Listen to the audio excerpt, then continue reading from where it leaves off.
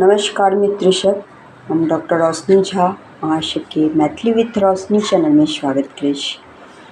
देखियो ई जे छै से हम सोयाबीन आलू तरकारी बनबै छै।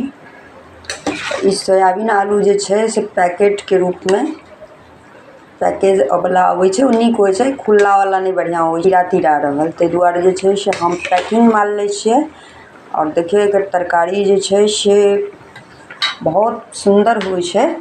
एकरा जे छै से उबाल के ओहिमे आलू के उबाल देलिए है और एकरा सोयाबीन के सेहो आ तहन भूज के ओकरा सब रंग के मसाला द के तहन भूज के जे छै से ओकरा बनेलिए है। देखियो बहुत सुंदर होइ छै, बहुत बढ़िया पैकिंग रहे छै।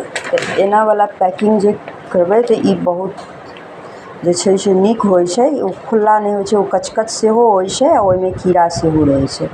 तो हम सब जे छै से यह पैकेज जे छै से यूज करै छियै।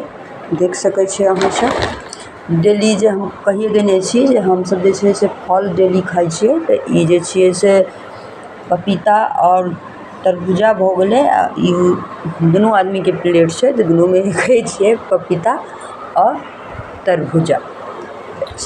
अहाँ सब जे छै से हम देखिए हमहूँ छियै एते बना रहल छी, हमही तें हम अपनो अहाँ सबके देखा दै छी जे दूसर ने हम बना रहल छी। ठीक छै, तो आलू बरक रहल छै, एहिमे जे छै से एकदम सेंट गमागम होइ छै। हमरा सोयाबीन आलू बहुत पसंद है, तो हम पैकिंग वाला सोयाबीन आलू बनबै छियै।